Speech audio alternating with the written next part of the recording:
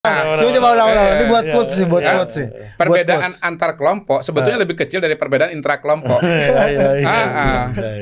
Ini untuk menjelaskan dinamika stereotip dan prejudice ya. Sebetulnya menurut saya lebih berbahaya AHY jadi wakilnya Anies ketimbang seorang Muhaimin. Kalau AHY ada di situ, daya gedornya menurut saya akan lebih besar. Jadi ya kira-kira dalam politik Indonesia ini tangan kiri nonjok, tangan ke kanan salaman. Ilmu monyet. Ilmu monyet. Peluk cakar kan. Jadi PDI Perjuangan suaranya nggak sesolid seperti 2014-2019. Secara tradisi PDI Perjuangan selalu partai yang paling solid ke calon presidennya. Tapi sekarang mungkin 20-30% itu lari kepada Prabowo Gibran.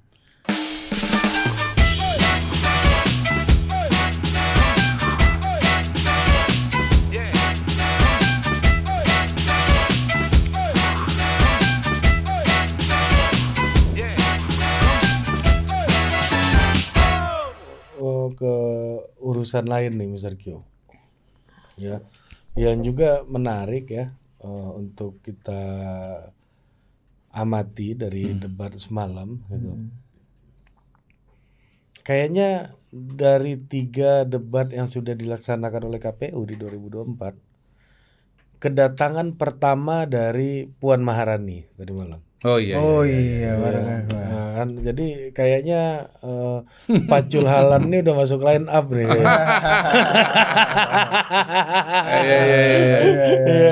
Gimana menurut Mr. Q nih? Ini ada sinyal apa di kubu Ganjar nih? Salah satu yang paling mencolok mata di deretan penonton ya. Ya kita kan kemarin ada analisa bahwa PDI Perjuangan mulai meninggalkan Ganjar ya, karena tren suara Ganjar menurun, tren suara PDI juga menurun sampai pada lampu kuning. Beberapa lembaga yang tadinya PDIP masih unggul, sekarang pun sudah Gerindra yang mulai unggul nih, angka absolutnya kayak misalnya indikator politik Indonesia itu Gerindra sudah di atas PDI Perjuangan, walaupun bedanya masih tipis. Yang kedua, ya mungkin karena ada background seperti itu, maka akhirnya Puan tampil. Ya mungkin disuruh ibu barangkali untuk ikut tampil dan mendampingi. Walaupun kalau kita bicara apakah masuk line up atau tidak, sebetulnya kan tinggal bicara mengenai action atau praktek di lapangan. Dan itu semuanya masih belum kita lihat secara nyata pada hari ini. Kalau memang betul-betul ada perubahan strategi dan mau mengaitkan PDI Perjuangan dengan Ganjar lagi, saya kira kita harus nunggu iklan yang Ganjarnya muncul gitu. Tapi pagi ini saya buka HP, iklannya masih berdua tuh, Bu Mega dengan Puan, belum berubah. Jadi Mbak Puan kalaupun misalnya masuk ke dalam line up-nya Ganjar itu baru satu kaki aja, atau baru ya istilahnya icip-icip aja gitu. Belum betul-betul masuk ke dalam. Ya.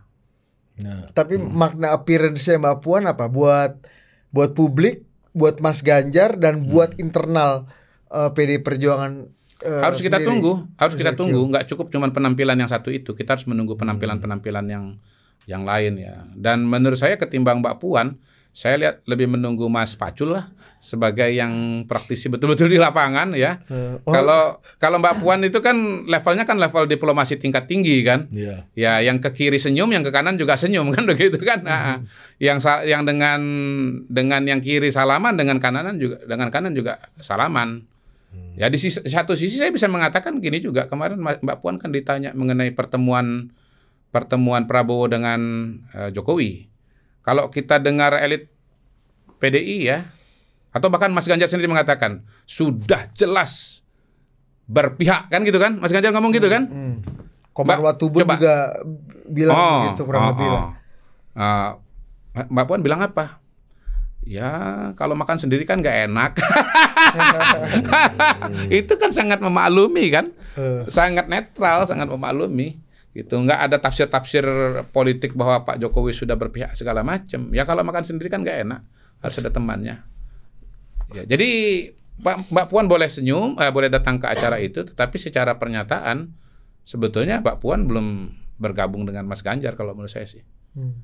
Kalau sudah bergabung, Mbak Puan akan ngomong juga Jokowi telah berpihak gitu kan. Tunnya sama ya. Iya. Apalagi Mbak Puan ketua DPR kan. Iya, dan gini juga, ini penting kenapa? Karena kan sebentar lagi kan ada acara ulang tahun PDI Perjuangan. Nah, Dan Pak Jokowi mengatakan dia belum menerima undangan. Belum menerima undangan, apa nggak diundang? iya. Atau nggak diundang. Atau Pak Jokowi katanya beli Ari Dwi Payana ada jadwal kunjungan ke luar negeri. Iya, ya. Ya intinya kan sebetulnya menuju hari ulang tahun PDI Perjuangan, Pak Jokowi diperkirakan tidak akan hadir ya. Kita anggap 90% ini tidak akan hadir. Karena di satu sisi dari PDI Perjuangan tidak ada kirim undangan, lalu kemudian dari Pak Jokowi sudah ada rencana ke luar negeri kan. Jadi ya dari dua pihak ini kan arahnya kan beda. Satu ke utara, satu ke selatan. Sehingga kita bisa mengatakan 90% kemungkinannya Pak Jokowi tidak akan hadir. Nah, dalam konteks itu, kalau kita bicara Mbak Puan, bukan mustahil bahwa Mbak Puan akan mengeluarkan pernyataan yang keras kepada Pak Jokowi. Tapi kan nyatanya enggak. Tapi kalau kita mau kejar lagi, Mbak Puan sendiri waktu acara PDI Perjuangan kapan itu juga nggak ikut hadir tuh.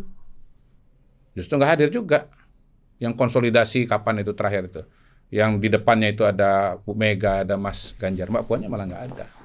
Jadi kalau kemudian ada yang mengatakan Pak Jokowi tidak hadir, ya Mbak Puan juga udah pernah nggak hadir. Gitu. Mbak Puan aja bisa nggak hadir, apalagi Pak Jokowi. Mbak Puan pernah hadir? Pernah. Oh iya, waktu itu kita bahas juga tuh udah ya. pernah Iya, kita benar. bahas. Iya. Iya. Jadi ini belum menunjukkan sinyal ya, kecuali Belum. praktek di lapangannya. Apa yang membuat Belum. Mr. Q yakin bahwa praktek di lapangannya belum sepenuhnya nih masuk line up ini? Satu tadi iklannya belum muncul Ganjar. Yang kedua pernyataan Mbak Puan masih bersifat netral, belum sejalan, belum searah dengan Ganjar Pranowo, belum sama, belum belum sama dan sebangun dengan pernyataan Mas Ganjar. Kalau sudah sama dan sebangun itu baru kita bisa katakan ini adalah satu barisan. Tapi ketika pernyataannya berbeda, ini barisannya masih berbeda ini. Ya. Sama-sama berbaris tapi yang satu baris di sana, satu baris di sini. Belum bareng-barengan. Bisa jadi berbarisnya ke arah yang berbeda.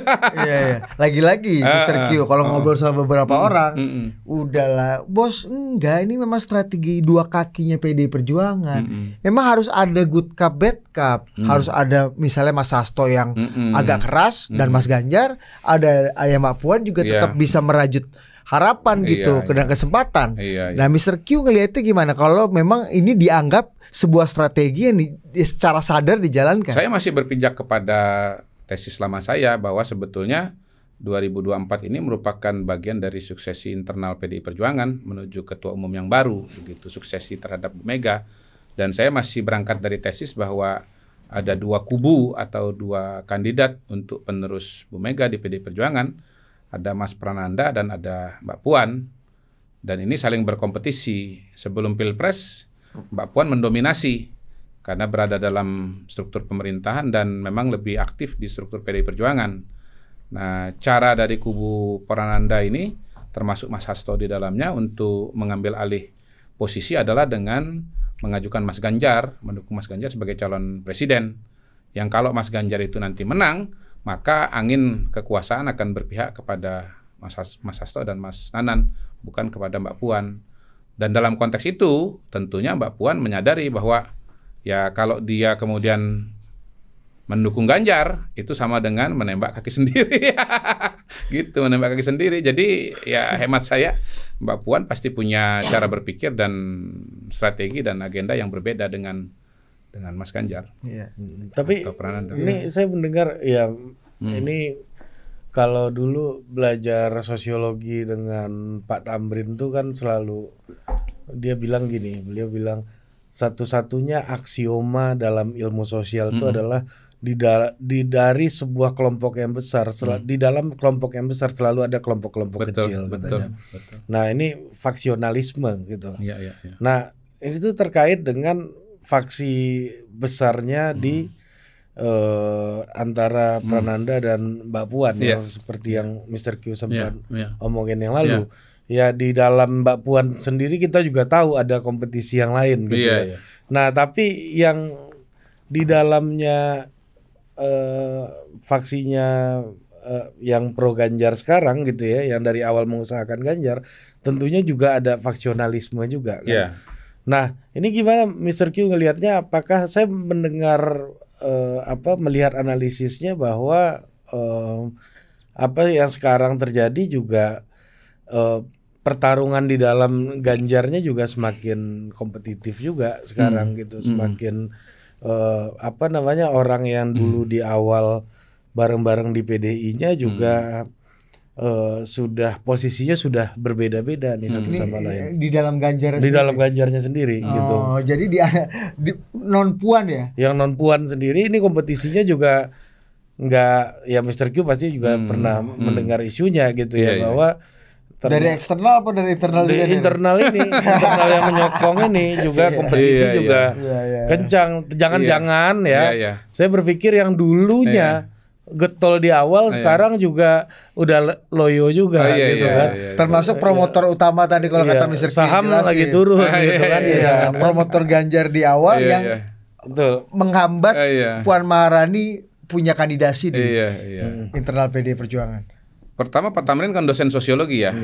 Kalau saya kan psikologi sosial itu ngomong begini, perbedaan antar kelompok sebetulnya lebih kecil dibandingkan perbedaan intra kelompok. Ini baru lagi nih. Coba ulang. Ini buat quotes sih, Perbedaan antar kelompok sebetulnya lebih kecil dari perbedaan intra kelompok. Ini untuk menjelaskan dinamika stereotip dan prejudice ya. Misalnya orang Islam benci dengan orang Yahudi gitu kan. Islam dengan Yahudi kan beda kan gitu. Sebetulnya lu sadar nggak bahwa perbedaan di antara umat Islam sendiri itu gede banget. Dan kebenciannya lebih dalam. Bisa saling bunuh gitu. Sunni dengan Syiah sama-sama Islam kan? Oh, aku pikir Sunni dengan Sunni. Bukan Sunni dengan Hasan. Itu Sunni Hasan itu. Mazhab yang berbeda. Sunni dengan Hasan. Kan Sunni di bawah. Sunni dengan Syiah. Ternyata Sunni itu jarak perbedaannya lebih jauh daripada Islam dengan Yahudi barangkali gitu. Ternyata nama Sunni itu sangat Islami ya. Tapi kalau itu pakai Y N2. Oh iya pakai Y. What's in the name? Kan yang penting pelafalan ya kan. Oh gitu ya. Iya, nah memang perbedaan intra kelompok lebih kecil, lebih besar dibanding antar kelompok. Itu orang banyak nggak menyadari itu. Kalau orang menyadari itu, orang tuh nggak benci-benci amat dengan kelompok yang lain. Karena sesungguhnya dalam kelompoknya sendiri, dia juga banyak perbedaan gitu. Makanya ini antara Ganjar dan Prabowo itu intra kelompok tuh ya. Kelompok keberlanjutan. Kebenciannya lebih besar daripada Ganjar. Nah, itu dia. Nah, kan begini, kalau tesis berikutnya mengenai PD Perjuangan. Mbak Puan itu satu kekuatan yang homogen. Dia kekuatan yang besar. Nah, di luar Mbak Puan itu ada faksi-faksi lagi, beberapa faksi berkelompok. Jadi ada kelompok katakanlah X, kelompok Y, kelompok Z. Ini 3 kelompok ini bersatu melawan musuh yang besar yaitu Mbak Puan. Bukannya 4 ya? Ya, silakan ditambahkan. Ada satu yang tidak bisa dikatakan. Cuma ada. Oke, saya tambah X, Y, Z, A aksen. Gitu. Jadi my enemy's enemy is my friend kan begitu, kira-kira begitu. Nah, biasanya ketika masih berjuang melawan musuh yang besar, mereka bersatu. Tapi begitu musuh yang besar sudah tumbang, katakanlah begitu, mereka bercerai lagi. Ini intra ya? Intranya Ganjar ini. Iya, intra Ganjar. Indonesia melawan kelompok resisten di Timor Leste. Kita pikir kan cuma satu kelompok saja. Tapi begitu sudah merdeka dari Indonesia kan muncul.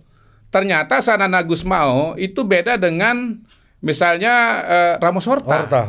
Ternyata beda dengan Mari Alkatiri.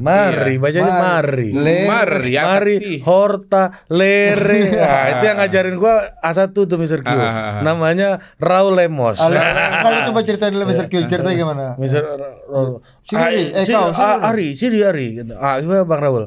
Itu Najwa itu ke Timur Leste. Itu itu sedikit. Kurang lengkap nanti sama abang ajak nanti bertemu dengan Horta, Sanana, Lere, Taur. Dia siapa lagi? Lere semua. Lere ini ternyata 15 tahun Panglima TNI-nya Timur Tengah. Taur Matan Ruak 3 periode. Panglimanya ini Fretilin, SNRT. Lanjut Bang. Ternyata mereka baru muncul kan kelompok-kelompok ini ketika Indonesia sudah dikalahkan. Nah, di sisi yang lain kelompok-kelompok ini bisa jadi dalam dinamika perjalanan, dalam dinamika perjuangan, akhirnya punya bacaan yang berbeda terhadap situasi yang terjadi. Yang tadinya melihat misalnya Ganjar sebagai aset, tapi mungkin sudah ada juga yang melihat ini adalah sebagai liability gitu. Akhirnya dukungannya tidak sama lagi. Atau misalnya begini, melihat trennya Ganjar menurun, yang tadinya dorong akhirnya mulai mundur teratur gitu. Mulai mundur teratur. Kenapa? Ini fighting the losing battle kan gitu. Jadi ya istilahnya mundur lebih awal, sementara ada yang tetap ngotot untuk maju. Jadi itu dinamika kelompok biasa. Dan sisi Mbak Puan lebih konsisten, tetap ada di jalur yang idle tadi tuh. Iya, betul. Jalur dua kaki kalau bahasanya, jalur happy lah gitu. Kanan kiri happy gitu. Iya. Ya, saya kira begitu. Justru barangkali karena sudah melihat bahwa ini ujungnya akan kalah gitu. Ya lalu ya untuk katakanlah untuk memberikan semacam diplomasi yang manis, tetap tampil di acara debat gitu. Ya minimal anulah sebagai penghiburan. Tapi dalam kompetisi di internal ini ada soal ini juga nggak sih, soal trust si kandidat ke siapa sekarang gitu di dalam situasi tertentu. Ini kita contohkan misalnya seperti kasus Sudirman Said kemarin gitu kan, dan Nasdem kan cukup tegang tuh, karena memang akses terhadap Anies kayaknya Nasdem lebih pegang kendali nih. Semua acara-acara Anies lebih dipercayakan kepada Nasdem gitu, kepada terlihat bersama Pak head coach gitu head dan tim Nasdem di awal sampai hari ini lebih banyak kemana Nasdem. Dulu justru pada masa tim transisi yang itu waktu masih ada Mas AHY, Sudirman Said kan justru lebih dominan sebagai ketua tim. Sekarang lebih mantap posisinya Mat Ali dan kawan-kawan, yang mana di situ ada macan oligarki Rajiv juga situ kan, kawan kita kan. Julukannya macan oligarki. Ada Saroni. Saroni kayaknya beda lagi. Lah, ini Nasdem sendiri. Intra kelompok lebih besar daripada antar kelompok. Perbedaan intra kelompok lebih besar daripada antar kelompok. Balik ke tesis. Iya kan? Itu trust si kandidat tuh juga sangat dinamis. Sangat dinamis dalam posisi pertarungan ini kan. Betul. Mr. Q kan sering dalam situasi pertarungan ini nih. Nah, biasanya orang-orang yang dapat trust dari si kandidat itu tuh apa kualifikasi yang biasanya dibutuhkan apa misalnya? Kemampuan pemikiran, kemampuan jaringan, kemampuan logistik, kesamaan kepribadian. Favoritisme itu ya? Ada nggak favoritisme adalah hasil dari 4 variabel ini.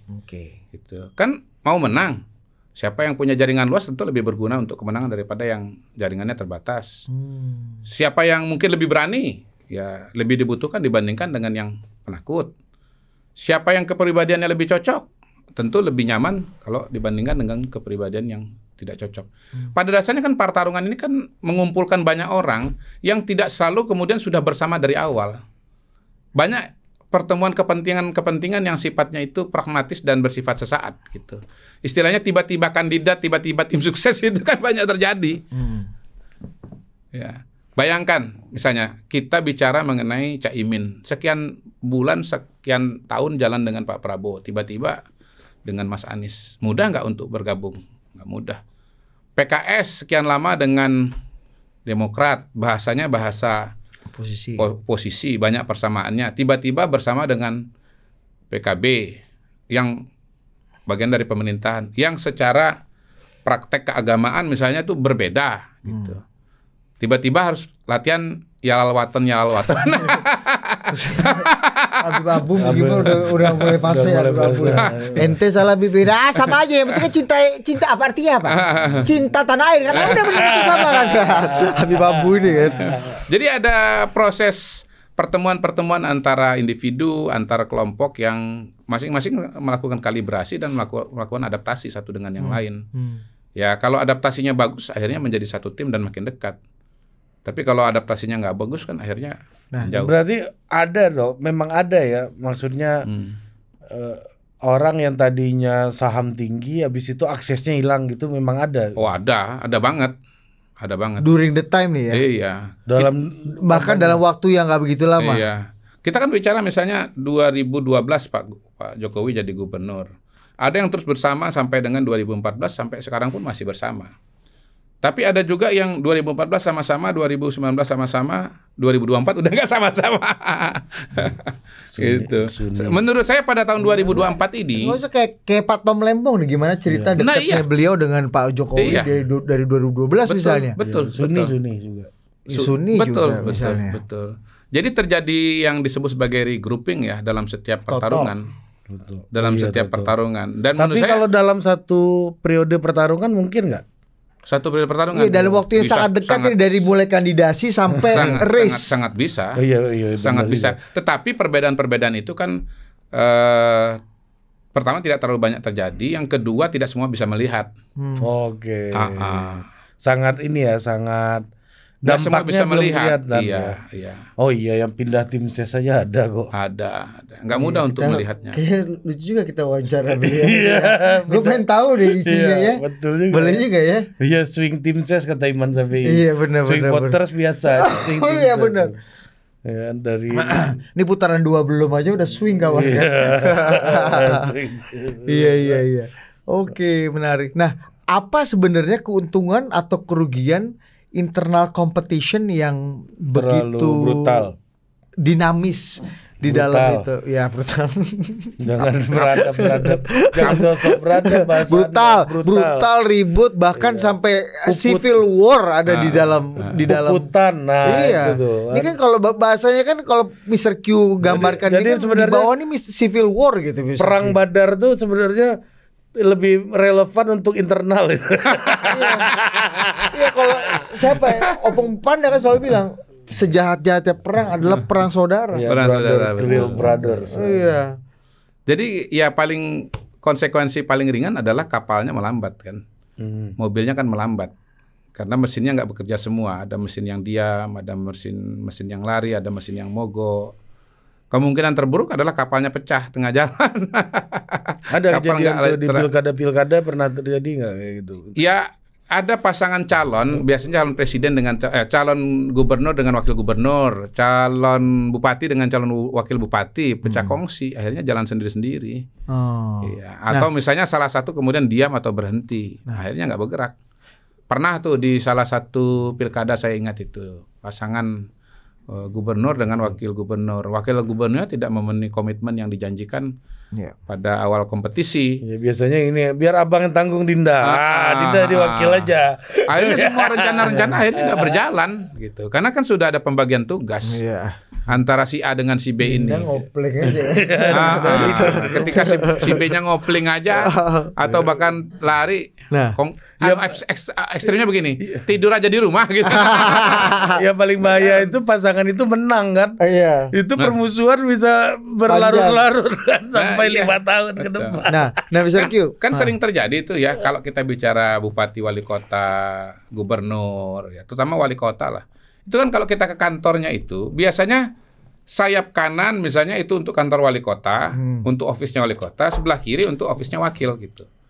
Nah, dua ini kalau udah nggak bisa ketemu, itu pertama bisa lewat jalan, yang kedua kalau ketemu saling melengos. Benar. Sering gitu. Sering. Ya banyak itu banyak banget contohnya lah. Alfa daerah ini kan. Alfa daerah. Ini Mr. Kim kan udah membersamai Pak Jokowi udah lama nih dari kompetisi-kompetisi dan tentu saja Pak Jokowi ini dalam dalam perjalanannya itu didukungnya banyak oleh koalisi pelangi yang cukup gemuk gitu ya. Pelangi gimana sih? Ya, pelangi itu maksudnya macam-macam, warna-warni, spektrum politiknya beraneka ragam. Nah, gimana waktu itu Pak Jokowi mengelola perbedaan dan mengelola favoritisme ini sih dulu, Mr. Q? Pak Jokowi itu punya ada cerita nggak? Cara mengelola mengelola kekuatan politik itu dengan cara yang khas. Dia punya kamar masing-masing dengan masing-masing partai dan masing-masing ketua partai. Dia tidak kumpulkan menjadi satu kelompok bersama yang disebut sekber misalnya begitu. Jadi ya tergantung dia komunikasi dengan siapa. Man to man marking ya? Man to man marking lah, gitu, one on one. Jadi kebutuhan tiap orang kan beda, gaya tiap orang kan beda, situasi relasi Pak Jokowi misalnya dengan Bu Mega beda, relasi dengan Pak Jokowi dengan Pak Erlangga beda, dengan misalnya Pak Zul beda dengan Pak Prabowo begitu. Jadi masing-masing kan punya interaksi sendiri-sendiri dan situasi sendiri-sendiri gitu. Dan itu menurut saya kelebihannya Pak Jokowi. Yang saya sebut sebagai catur simultan itulah kira-kira. Grandmaster satu ini punya kemampuan untuk main catur secara simultan dengan banyak grandmaster yang lain gitu. Tapi karena dia super grandmaster, dia mampu menang lawan semua. Ini pertanyaan lagi. Yang paling alot dengan ada grandmaster wanita Judith Polgar. Balik sana lagi kita. Dan lagi-lagi ini pembagian kompartemen ya. Dan satu kompartemen yang kompartemen lain tidak tahu. Kita pernah bahas Judith Polgarnya Mr. Q ini sama Utut Adianto grandmaster. Iya, benar. Oh iya, memang jago tuh Judith Polgar itu. Pernah berhadapan gitu. Dia pernah berhadapan Utut dengan Judith. Kemarin lucu juga cerita senior kita Bang Effendi Simbolon ya. Pak Utut ini pernah memecahkan rekor muri. Main catur simultan lawan 1000 marga Simbolon ini. Dia menang berapa dia? Menang 900 berapa lah. Cuma 2 remis. Gua panitianya gua kan. 1000. Semuanya Simbolon, Bang. Simbolon. Jadi satu Adianto lawan 1000 bolon. 1000 bolon. Iya. Ngeroyok satu Adianto ini. Dan gini, Bang. Menurut saya ya, walaupun sedang bertarung dengan sekarang ada 3 pasang calon kandidat dan misalnya kayak Nasdem gitu, Bang Surya Paloh itu tidak mendukung Prabowo. Hemat saya sih sebetulnya permainan catur ini masih berlangsung antara Pak Jokowi dengan Surya Paloh. Iya. Bukan berarti kemudian karena Surya Paloh mengajukan calon sendiri lalu kemudian permainan catur itu sudah tutup buku. Enggak, masih ini masih main catur terus ini. Dengan Bu Mega juga masih main catur, malah paling intens sekarang ini. Iya betul. Iya, apalagi banyak acara-acara bersama ini ya. Iya. Yang paling sakit kepala itu sebenarnya catur simultan nih yang nungguin satu orang.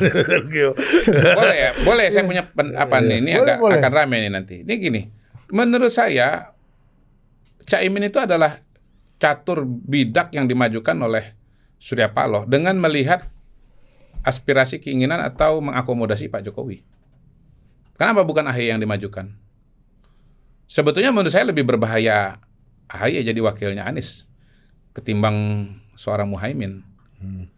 Kalau AHY ada di situ, daya gedornya menurut saya akan lebih besar. Pertama, aura oposisinya lebih besar. Yang kedua, ya sebetulnya kan nggak ada kendala psikologis antara PKS dengan Demokrat misalnya. Malah chemistry yang terbentuk itu sudah lebih mirip satu dengan kendala lain. Psikologis Nasdem aja justru malah kan. Iya, begitu masuk PKB kan ada kendala psikologis antara PKB dengan PKS gitu. Nah, bayangkan kalau misalnya AHY.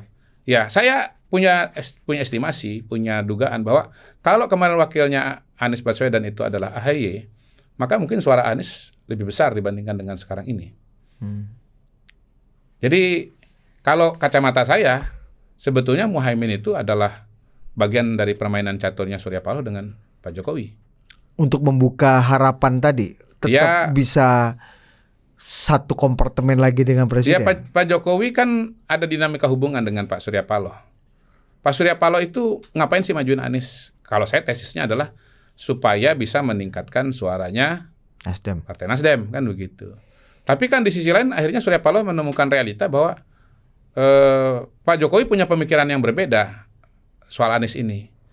Artinya Surya Paloh kemudian mundur 1-2 langkah kan, sempat nggak ditemui oleh Pak Jokowi lama kan. Nah kenapa akhirnya ketemu? Karena ada langkah-langkah yang baru dari yang Surya Paloh, ya semacam katakanlah apologi gitu, gestur permintaan maaf. Dan menurut saya gestur permintaan maaf itu adalah dia memajukan Imin ketimbang seorang AHY. Nah, Mr. Q, kita balik lagi. Imin tuh gestur ini ya. Gestur permintaan tanda maaf. persahabatan ya. Iya. Bukan surrender juga, cuma kita nego. Itu Nah, itu. surrender tapi melawan. Iya. Itu bahasa akar rumput. Melawan tapi ngerem. Iya. Melawan tapi ngerem. Ya ini kan kalau Jawa kan gitu kan. Atau mendukung tapi ngopling. Kalau politik Jawa kan gitu dia. Kan ada Gus Romi di sini langganan kan. Kita masih bersama. Tidur satu bantal tapi beda mimpi. Iya. Caimin, apakah Anda masih dukung Prabowo kalau bukan wakilnya? Saya sih pasti dukung. Nggak tahu partai saya. Anak-anak kan punya aspirasi. Di sisi lain Pak Jokowi kan juga kenapa nggak ngelepas partai-partai itu kan keluar dari kabinet? Karena itu bagian juga gestur untuk persahabatan. Dia tetap shake hand gitu. Jadi ya kira-kira dalam politik Indonesia ini tangan kiri nonjok, tangan ke kanan salaman. Ilmu monyet. Ilmu monyet. Peluk cakar kan. Termasuk dengan Bu Mega dan PDI. Nah, ini kayaknya udah agak lebih berat. Tangan kiri nonjok, tangan kanan nonjok lebih keras. Tangan kiri nonjok, tangan kanan nyakar. Jambak kan? Jambak. Kita nunggu episode tangan kiri nonjok, tangan kanan nonjok lebih keras, kaki main.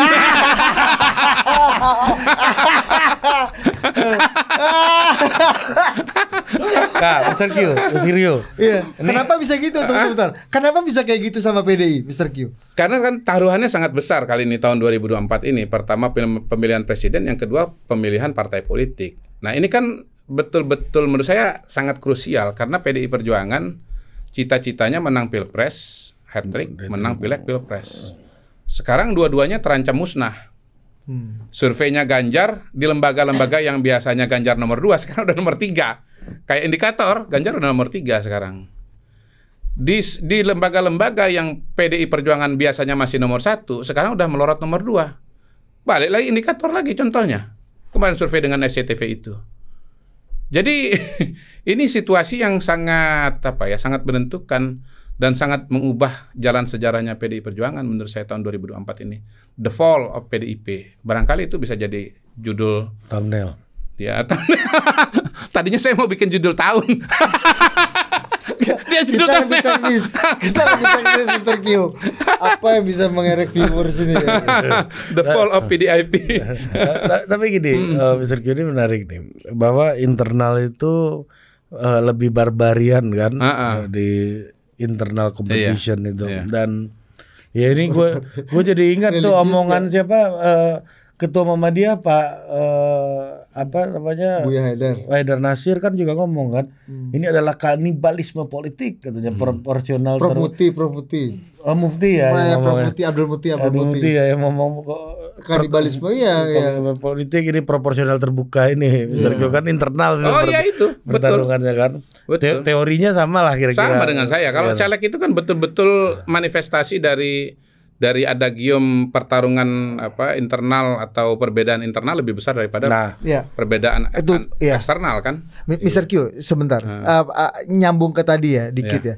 Kalau misalnya memang ini hidup mati untuk PDI Perjuangan, untuk menentukan apakah dia fall atau dia tetap bertahan, kenapa rasanya Ibu Mega sebagai kekuatan utama itu betul-betul di waktu sisa yang tidak banyak itu mengenforce kekuatan sepenuh-penuhnya untuk menghukum yang bersalah dan membuat soliditas itu menjadi kuat gitu sehingga kita betul-betul tarung secara all out gitu. Kalau tadi Mr. Q bahkan sampai hari ini masih punya tesis Mbak Puan appearance-nya di situ tidak sepenuhnya full support gitu Mas Ganjar. Gimana? Ya kan Bu Mega berusaha untuk mengoptimalkan semua potensi yang dimiliki untuk memenangkan pertarungan presiden. Ya, salah satu instrumen yang paling tersedia dan ada di depan mata tentu saja adalah kader-kader PDI Perjuangan, kan gitu. Bahwasanya kemudian dalam realita politiknya ternyata kader PDI Perjuangan itu melihat musuh utama mereka bukan capres lawan, tapi sesama caleg di dapil yang sama, itu kan realita yang lain lagi. Sekarang coba ditanya dengan caleg-caleg itu, kalau mereka terbuka, musuhmu itu apakah Prabowo, apakah Anies? Kalau hemat saya sih, kalau ditanya mereka pribadi, itu Pak caleg yang nomor urutnya di atas saya atau nomor di bawah saya. Kalau Mas Hinton, aduh Once suara lebih bagus. Lo iya, kan perjuangan mereka kan bukan jadi presiden kan, perjuangan mereka kan menjadi anggota dewan kan, itu. Jadi menurut saya itu yang bisa menyebabkan kenapa satu instruksi dari atas ke bawah itu jalannya bisa lain itu, atau efektivitasnya bisa berbeda, karena relasi antar pimpinan dengan pasukan dengan anak buah ini kan pimpinan punya logika sendiri, punya pikiran sendiri, tetapi yang di bawah kan juga punya kebutuhan dan punya logikanya sendiri. Gitu. Nah pada titik itu saya khawatir bahwa instruksi-instruksi yang tidak mengakomodasi kondisi mereka pasukan yang di lapangan itu akan tidak punya efektivitas yang diharapkan. Gitu. Nuhun sewu, Mr. Q. Nah, ini pertanyaannya gini, kalau Kang Mas Jokowi ini kan bisa memainkan terbawa Arief Puyono kemarin, Bos. Karena Arief Puyono kalau di sini selalu manggil Pak Jokowi kan Kang Mas, Kang Mas Jokowi. Kan. Nah, Kang Mas Jokowi ini kan memang grandmaster juga dalam permainan catur. Jadi dia seperti yang Mr. Q bilang tadi untuk mengkonsolidasi pertarungan internal yang lebih barbarian itu dia akan bermain secara simultan, ada kompartemen satu dan yang lainnya gitu. Dan semua merasa happy. Semua merasa nomor satu. Sudah ini kan bermain dengan spektakuler kan lawan Pak Jokowi paling sur sama gua kayaknya nih ya. Ada pola-pola. Iya kan, yang calon di Skakmat Pak Jokowi aja sur kan. Di Skakmat gua bro. Iya kan. Nah, terus itu cara mengkonsolidasi internal. Kalau kita lihat di koalisinya Mas Ganjar itu dengan berbagai macam surat instruksi. Jadi itu dikeluarkan untuk memperkokoh dukungan terhadap Mas Ganjar untuk memastikan tidak ada suara yang tercecer dari PDI dan Mas Ganjar gitu. Nah di Mas Anies tuh ada ya tentunya salah satu yang paling berperan memperkokoh itu kan soal kepentingan ya. Karena PKS itu kepentingannya itu adalah suara dengan dia makin Anies suaranya makin gede ya kan. Kalau apa namanya Nasdem sebagai pengusung utama juga ya yang nggak ke PKS ya ke saya gitu ya. PKB ada Caimin gitu. Nah Prabowo ini kan koalisinya besar sekali, sangat besar dan Pak Prabowo kayaknya belum pernah teruji juga main catur simultan kayak Pak Jokowi gitu untuk dalam mengelola ini mengelola kekuatan besar itu. Jadi saya tuh punya prinsip gini dalam mengamati banyak kepala daerah dan juga apa namanya dalam pertarungan politik gitu ya. Memaksimalkan kekurangan itu sama beratnya dengan mengoptimalkan keberlimpahan. Iya. Nah ini gimana caranya Pak Prabowo? Ini pasti friksi dalamnya juga kenceng juga ini, ya kan? Nah yang kedua, Mr. Q, ini aja dulu deh, nanti ada pertanyaan kedua. Ya kalau Pak Prabowo kan kalau di satu-satu lah ya, kalau di Gerindra kan nggak punya kendala sama sekali kan. Dia di situ kan ya satu paket yang betul-betul komprehensif. Ya itu cita-cita partainya. Dia ketua umumnya, dia calon presidennya kan. Iya dan partai itu diciptakan untuk nganterin Pak Prabowo jadi presiden. Nyaris nggak ada faktor pengganggu di situ. Karena itulah pada hari ini kalau lihat survei, partai dengan soliditas paling tinggi kan Gerindra. PDI Perjuangan itu banyak yang lari loh ke Prabowo Gibran karena ada Gibrannya dan ada Pak Jokowi kan. Lari itu, sebagian lari. Jadi PDI Perjuangan suaranya nggak sesolid seperti 2014-2019. Secara tradisi PDI Perjuangan selalu partai yang paling solid ke calon presidennya. Tapi sekarang mungkin 20-30% itu lari kepada Prabowo Gibran. Kemudian bicara Golkar, Pak Prabowo bukan orang Golkar lagi pada hari ini. Saya katakan lagi karena kan dia pernah jadi bagian dari Golkar. Nah, dalam konteks bahwa Pak Prabowo pernah menjadi tokoh Golkar, tentunya lebih mudah buat Golkar mendorong pemilihnya untuk memilih Prabowo. Ini kan keluarga besar, itu istilahnya itu kan, keluarga besar. Dan Pak Prabowo juga nggak punya keberatan kalau datang ke Golkar dia pakai baju kuning, saya terima kasih dari Golkar, saya adalah alumni gitu. Kemudian yang berikutnya lagi adalah bahwa Golkar itu kalau diruntut ke tahun 1955, sebetulnya basis sosialnya itu ternyata adalah kalangan Islam modernis juga, kelanjutan dari Masyumi. Iya. Nah, Pak Prabowo kan 2014-2019 kan dekat dengan kelompok itu. Jadi sebetulnya Golkar juga kendalanya itu hambatannya ya. Satuan hambatan dalam fisika om. Omnya tuh nggak gede-gede amat tuh hambatannya gitu. Jadi ya sebetulnya tantangan Prabowo itu mengoptimalkan agar mereka-mereka yang berada di partai seperti Golkar untuk memilih dia. Nah, karena basisnya itu Masyumi, makanya ada lari juga kepada Anies. Jadi Golkar itu gimana caranya menggeser kepada Prabowo. Hemat saya sih gampang aja, Pak Prabowo tinggal datang aja ke basis-basisnya Golkar. Nah, coba Jawa Barat misalnya, itu basisnya Prabowo, basisnya Golkar juga, kan sama gitu. Jadi sebetulnya antara Prabowo dengan Golkar itu kompatibilitasnya cukup tinggi. PAN udah selesai lah, sama juga bahwa ini adalah Islam modernis. Tapi sebagian tentu lari ke Anies, datang aja ke basis-basisnya Partai Amanat Nasional. Dengan Demokrat sama-sama tentara. Ya, jadi sebetulnya juga bisa dikomunikasikan. Demokrat itu SB tentara, AHY tentara. Atributnya kan banyak ketentara-tentaraan. Pakai baret ya kan? Kogasma, Commander Call. Itu. Rapat partainya Commander Call kan? Itu. Jadi terminologi yang dipakai juga banyak berbau kemiliteran gitu. Kayak Pacul Halan ini kan. Jadi sikap-sikap yang bergaya-gaya militer itu sesuatu yang familiar juga dengan pemilihnya Partai Demokrat sesungguhnya. Partai mana lagi yang punya Gelora? Kursi? Akan nggak punya kursi. Kita batasi yang ada kursi. PAN, Demokrat. Iya, sebenarnya nggak banyak-banyak amat juga kok. Kalau dibilang besar banget, nggak banyak-banyak juga. Kalau lo mau ikut sertakan semua, Agus Jabo pun masuk dalam sini. Iya kan? Maksud saya begini, coba kita bandingkan dengan Anies ya. Di Anies itu ada PKB yang ada problem sosiologis lah. Dengan PKS. Iya, PKB kan Anies kan Islam modernis, PKB kan Islam tradisional. Itu kan ada nggak sinkron ini. Iya, ada tidak kompatibel antara massa dengan kandidat. Itu kan problem. Bahkan Nasdem sendiri sebagai partai nasionalis memilih kandidat yang religious Islam modernis itu kan juga nggak mudah-mudah amat gitu. Yang jelas saya pernah tahu tuh teman-teman NTT dulu takut banget tuh. Nanti calon presiden kita Anies Baswedan gimana kita ya gitu. Karena mereka kan mayoritas kan Katolik sama Protestan, itu agak kesulitan untuk mendukung Anies.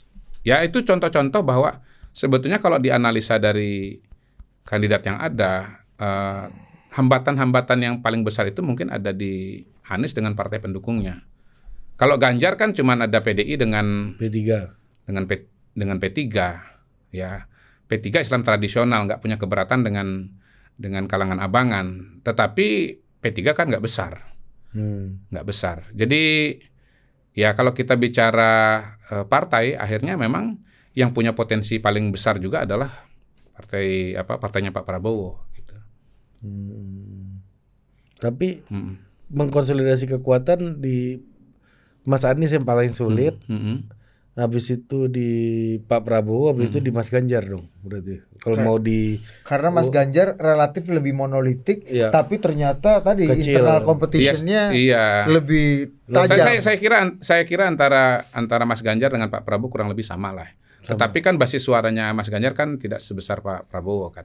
Jadi di situ Pak Prabowo lebih diuntungkan. Tapi kan di Pak Prabowo ini juga banyak pemain-pemain non partai, non klub ini kan, iya kan kayak Pak Bahlil gitu misalnya. Kemarin di belakangnya Pak Prabowo tuh ada Pak Rosan, ada Pak Bahlil, pemain ada non klub banyak juga. Kalau saya sih karena kita bicara kelompok ya, saya lebih melihat ada satu variabel lagi di Pak Prabowo itu yang bisa jadi potensi, yaitu kalangan relawannya Pak Jokowi.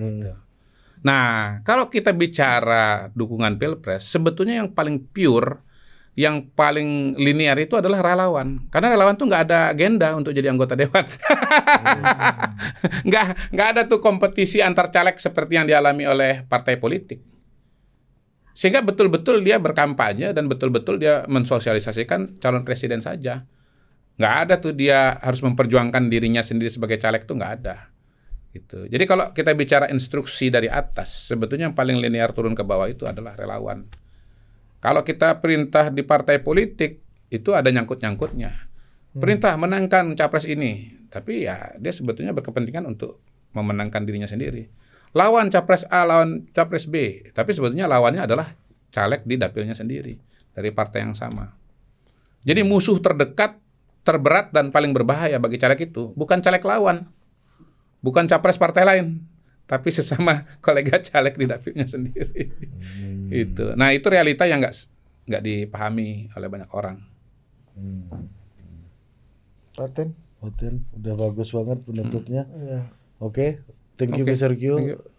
untuk 1 jam 18 menit, 1 jam 20 menit kebersamaan kita Thank you. siang ini. Iya.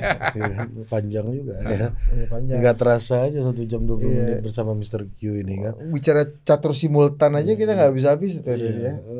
Oke. Vulgar ini kan. Sama GM Utut Adianto, ya besok kita undang lah kawannya. Ya, mungkin Pak GM Ya, kan, tapi Pak- lagi pada di dapil kan semua kan. Mr. Q kalau berminat Pak GM kesini hadir aja, main Hadir. catur bareng kita. Mr. Q bisa main catur kan? Iya. Bisa. Kalau kami Bisa. berdua kan Nggak bisa. tolol kan.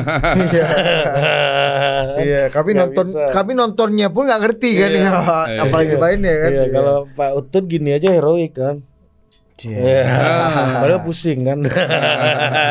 Sampai jumpa lagi di Total Politik berikutnya. Dah.